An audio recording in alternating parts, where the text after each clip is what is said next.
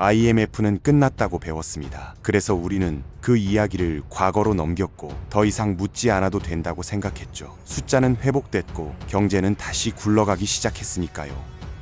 그런데 이상한 점이 하나 있습니다. IMF 이후 한국 사회는 분명 회복됐다고 말해줬지만 그 회복이 누구의 회복이었는지는 거의 설명되지 않았습니다. 위기는 끝났다고 선언됐습니다.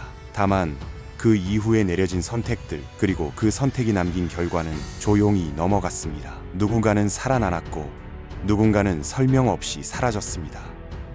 이 이야기는 IMF가 시작된 날이 아니라 IMF가 끝났다고 말해진 이후의 이야기입니다. 많은 사람들이 질문을 멈추기로 선택했던 그 순간부터의 기록입니다.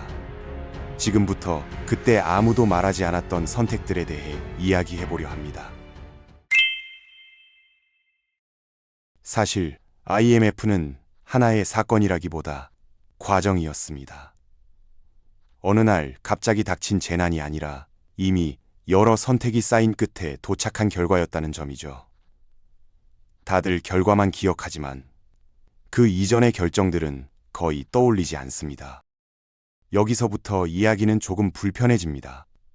이제부터는 위기가 시작된 순간이 아니라 위기가 끝났다고 선언된 이후의 이야기로 들어가 보려 합니다. 많은 사람들이 더 이상 질문하지 않기로 선택했던 그 시점 말입니다. 이때부터가 진짜 본론입니다. IMF 이후 한국 사회는 빠르게 정상화라는 흐름에 올라탔습니다. 구조조정은 불가피한 선택으로 설명됐고 고통은 모두가 나눠 가져야 할 몫처럼 받아들여졌죠. 문제는 그 과정이 너무 매끄럽게 진행됐다는 점입니다. 1998년 봄 하루아침에 책상을 정리하라는 통보를 받은 사람들이 있었습니다. 평생 다니던 회사를 나서며 다시는 들어오지 않을 건물 로비를 한 번 더 돌아본 사람들도 있었죠. 그 장면은 뉴스에 오래 남지 않았습니다. 반면 어떤 선택들은 놀랄 만큼 조용히 처리됐습니다. 계약은 요약본으로만 공유됐고 중요한 결정은 시간이 한참 지난 뒤 기사 한 줄로 등장했습니다. 그때 사람들은 이미 다음 달 생계를 걱정하고 있었습니다. 당시 정부와 금융기관은 국제적 신뢰 회복을 최우선 과제로 내세웠습니다. 지금 버티지 않으면 더 큰 위기가 온다는 설명이었죠. 많은 사람들은 그 말에 설득될 수밖에 없었습니다. 선택지가 많지 않아 보였으니까요. 그럼에도 모든 선택이 같은 무게로 다뤄진 것은 아니었습니다. 누군가는 위기를 관리한 사람으로 평가받았지만 위기를 만든 결정에 대해 명확히 책임진 사람은 거의 보이지 않았습니다. 대부분은 상황과 구조를 이야기했습니다. 시스템이라는 말은 참 편리합니다.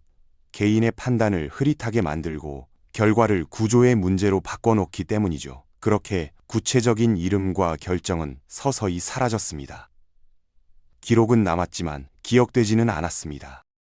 한편 IMF 이후 새롭게 형성된 경제 질서는 이전과 다른 기준을 만들었습니다. 효율과 안정이 강조됐고 위험은 개인의 책임으로 이동했습니다. 그 변화는 갑작스럽지 않았지만 일상 깊숙이 스며들었습니다. 이 시기에 많은 분들이 느꼈던 감정은 막연한 불안이었을 겁니다. 경제가 회복되고 있다는 뉴스와 달리 삶은 점점 더 팍팍해진다는 느낌 말이죠. 그 간극은 쉽게 설명되지 않았고 그래서 더 오래 남았습니다. 놀랍게도 이 구조는 이후에도 반복됩니다. 위기가 오고 구조조정이 진행되고 다시 정상화가 선언되는 흐름 말입니다. 그때마다 설명은 비슷했고 질문은 점점 줄어들었습니다. 이미 익숙해졌기 때문입니다. 그 순간 사람들은 묻기보다 적응하는 쪽을 택했습니다. 왜 이런 선택이 내려졌는지보다 어떻게 살아남을지를 먼저 고민하게 됐습니다. 질문은 개인의 몫이 되었고 사회적 논의에서는 멀어졌습니다. IMF 이후의 이야기가 끝나지 않았다는 말은 바로 이 지점을 가리킵니다. 사건은 종료됐지만 그때 만들어진 기준과 구조는 지금도 작동하고 있다는 사실이죠. 우리는 여전히 그 연장선 위에 서 있습니다. 이 이야기는 과거를 비난하기 위해 꺼내는 것이 아닙니다. 누군가를 단죄하려는 목적도 아닙니다. 다만 어떤 선택이 어떻게 굳어졌고 왜 그것이 지금까지 이어지고 있는지를 다시 바라보려는 시도입니다.